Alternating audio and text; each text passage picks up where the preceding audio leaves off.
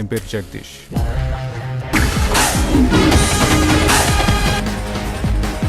দক্ষিণ ভারতের জনপ্রিয় অভিনেতা বিজয় থালাপতি, প্রত্যেকেই তাকে কম বেশি চেনেন। তামিলনাড়ুর যত ব্লকবাস্টার মুভি আছে তার মধ্যে উল্লেখযোগ্য এই মুভিগুলো বিজয় থালাপতির অভিনীত। যখন ক্যারিয়ারের একদম শীর্ষ পর্যায়ে রয়েছে, জনপ্রিয়তার তুঙ্গে, হঠাৎ করে ফিল্ম ছেড়ে দেওয়ার ঘোষণা দিলেন। কিন্তু কেন? কারণ তিনি রাজনীতিতে আসবেন। বিজয় থালাপতির মতো একজন অভিনেতা রাজনীতিতে আসলেন আর রাতারাতি মুখ্যমন্ত্রী হয়ে গেলেন, এটা বিস্ময়কর নয়?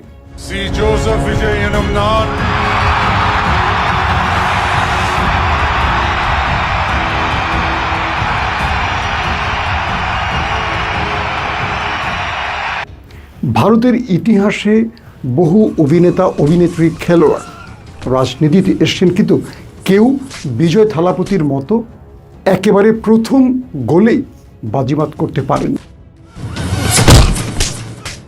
ফুটবলে যেমন মেসি মাঠে নেমে বাজিমাত করেছেন, ঠিক ইতিহাসে বা রাজনৈতিক ইতিহাসে ভারতে এই প্রথম কোনো একজন অভিনেতা নিজের নতুন দল গঠন করলেন, সেই দল সরাসরি ক্ষমতায় বসে গেল।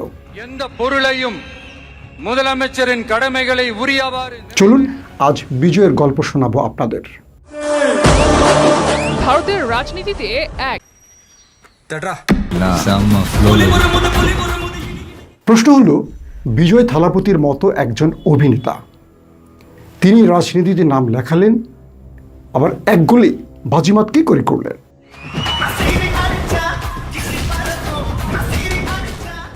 বিজয় কোনো নতুন দলে যোগ দেননি, তিনি নিজে একটি দল বানালেন, আর সেই দল প্রথম নির্বাচনে 108টি আসন পেয়েছে 234টি আসনের বিপরীতে।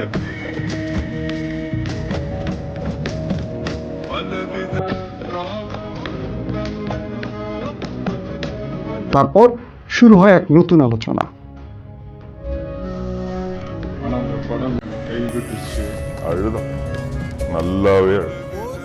বিজয় কি করে পৃথিবীকে অবাক করে দিয়েছে?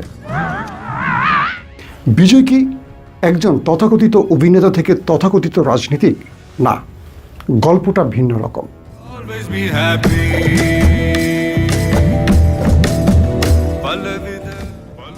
যদি বাংলাদেশের দিকে তাকান, আমরা কল্পনা করতে পারি জিয়াউর রহমানকে।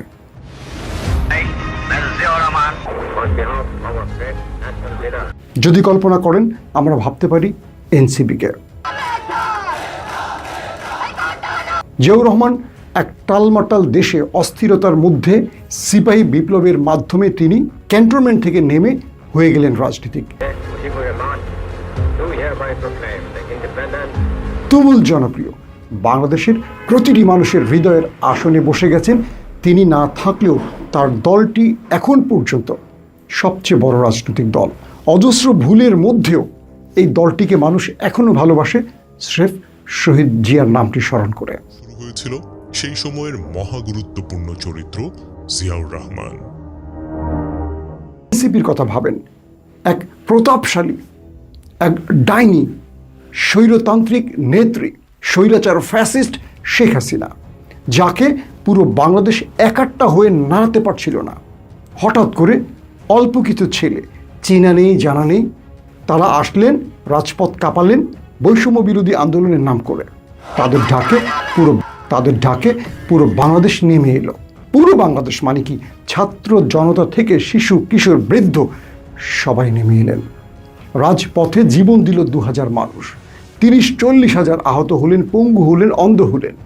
গুম, হত্যা আর নির্যাতনের মসনদ ভেঙে যায় 36 জুলাইয়ের গণ অভ্যুত্থানের। হাসিনা পালালো। থেকে নেমে কালো রঙের গাড়িতে উঠছেন দুই বোন, শেখ হাসিনা ও শেখ রেহানা। কিন্তু এনসিপি ব্যর্থ হলো। এনসিপি তার শেষ গোলটাতে ট্রাইব্রেকারে চলে গেলেন, পারলেন না বিজয়টা ছিনিয়ে আনতে। যেখানে এনসিপি ব্যর্থ হলো, সেখানে বিজয় গোল দিল। বিজয় তার প্রতিটি সিনেমাতে বাস্তব প্রেক্ষাপট তুলে আনতে, কখনো তিনি শোষণের বিরুদ্ধে কথা বলতেন, কখনো কর নীতির বিরুদ্ধে কথা বলতেন, কখনো পিছিয়ে পড়া মানুষের পক্ষে কথা বলতেন, কখনো রাজনীতির এই কুরাজনীতির বিপরীতে ভোট অধিকার মানুষের এটাকে প্রমাণ করতেন। তার একটি ফিল্মে দেখা গেছে একজন ব্যক্তি বিদেশ থেকে এসছে প্রবাসী একটি ভোটের জন্য, তার ভোট অন্য কেউ দিয়ে দিয়েছে। এটা বাংলাদেশে অহরহ হয়। সেই একটি ভোটের লড়াইয়ের জন্য তিনি চলে যান এক আন্দোলনে। এরকম অজস্র গল্পগুলো ভারতের মানুষের হৃদয়কে টাচ করে। কিন্তু সবচেয়ে বড় টার্নিং পয়েন্ট বিজয়ের কোনটি জানেন? বিজয়কে যখন রাজনীতিকরা দমাতে পারছিলেন না, যখন ভারতের রাজনীতির অন্ধকার জগৎ সিনেমার মাধ্যমে বিজয় প্রকাশ করছিলেন একটার পর একটা মুভিতে, তখন রাতারাতি ভারতের রাজনীতিকরা শত্রু বানিয়ে ফেলে বিজয় থালাপতিকে। হঠাৎ করে ইনকাম ট্যাক্সের লোক এসে তাকে গ্রেফতার করে নিয়ে যায়। 20-25 ঘন্টা পর যখন তাকে ছাড়া হয়, তখন তিনি একটি শুটিং স্পটে আসেন। দেখেন তার পেছনে লাখো মানুষ দাঁড়িয়ে আছে। একটি সেলফি তুললেন বিজয় থালাপতি। সেই সেলফিটা হলো তার লাইফের টার্নিং পয়েন্ট। এরপর বিজয় ক্রমান্বয়ে ফিরে আসেন রাজনীতিতে। বিজয়ের দলটি নিছক কোনো দল নয়। যেমন আমাদের দলগুলো, যদি আমরা একটু বিএনপিকে নিয়ে বিশ্লেষণ করি, 18 বছর পর বিএনপিকে যখন আমরা রাষ্ট্রীয় ক্ষমতা দেখলাম, ভেবেছিলাম অনেক তরুণরা আসবে, মেধাবীরা আসবে, বিশ্ববিদ্যালয়ের মেধাবী যুবকরা আসবে, বিভিন্ন পেশার একদম যারা ক্লিন ইমেজের তারা আসবে। কি দেখলাম? বিএনপি সে পুরনো জঞ্জালগুলোই এখন রাষ্ট্রের গুরুত্বপূর্ণ পদে আছে। কিসের মধ্যে কি পান্থাবাতে গিয়ে যাই হোক, মানে স্পিকার করেন না পরীক্ষার সময়, আপনি করেননি? অনেকক্ষণ লেখার পরে এরকম করেন না? এরকম করিনি আমরা। কিন্তু বিজয় কি করলেন? তামিলনাড়ুর সবচেয়ে মেধাবীদের তার দলের টিকিট দিলেন, নারীদের মধ্যে সবচেয়ে মেধাবীদের দিলেন, পিছিয়ে পড়া মানুষ যারা খুব কোটিপতি নয় কিন্তু মামুলি পরিবারের মেধাবী সন্তান, যাদের বিরুদ্ধে দুর্নীতি কিংবা রাজনীতির কোনো অন্ধকার ছায়া লাগেনি, খুঁজে খুঁজে তাদের দলের টিকিট দিলেন। মানুষ হুমড়ি খেয়ে পড়ল, তাদেরকে ভোট দিল, মানুষ তাদেরকে নিজের একজন প্রার্থী মনে করল। বিনিময় পুরো তামিলনাড়ুকে কাঁপিয়ে দিল 2026-এর বিধানসভা। ভারতের রাজনীতিতে এক দারুণ চমক। বিজয় ভারতের হাজার হাজার টেলিভিশনে ভর করেনি, কোনো টেলিভিশন তার ইন্টারভিউ নিতে পারেনি, কোনো টেলিভিশন তার পিছে ঘুরেও একটি বাক্য বের করতে পারেনি। বিজয় ভরসা রেখেছিল তামিলনাড়ুর জনগণের উপর, সোশ্যাল মিডিয়ার উপর, ইউটিউব, ফেসবুক, হোয়াটসঅ্যাপ গ্রুপের উপর। তিনি একটা ইয়াং জনগোষ্ঠীকে তৈরি করলেন, যারা আগামী 50 বছর তামিলনাড়ুর রাজনীতি কন্ট্রোল করবে। তাদেরকে তুলে আনলেন এবং তাদেরকে দিয়ে এই দলটি বানালেন।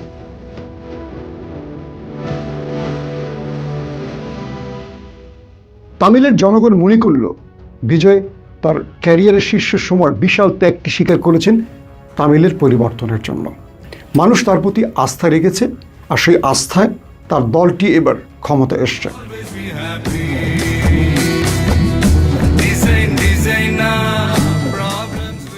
একজন অভিনেতা একটি দল গঠন করলেন, সেই দল প্রথম এসেই ক্ষমতায় বসে যাচ্ছে।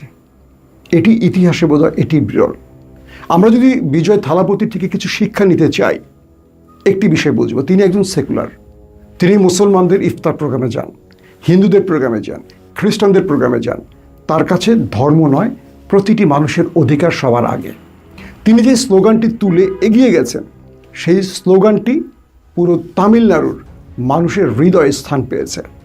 আমরা বাংলাদেশে এমন একজন বিজয় থালাপতিকে খুঁজছি, কিন্তু দেখুন, আমরা দেখেছি আমাদের নূর, আমাদেরকে বিব্রত করছে, কিন্তু আমাদের দিকটাও দেখতে হবে যে আমরাও নির্বাচনে। নুরুল হক নূর, তিনি এসেছিলেন একটি আন্দোলনের মধ্য দিয়ে।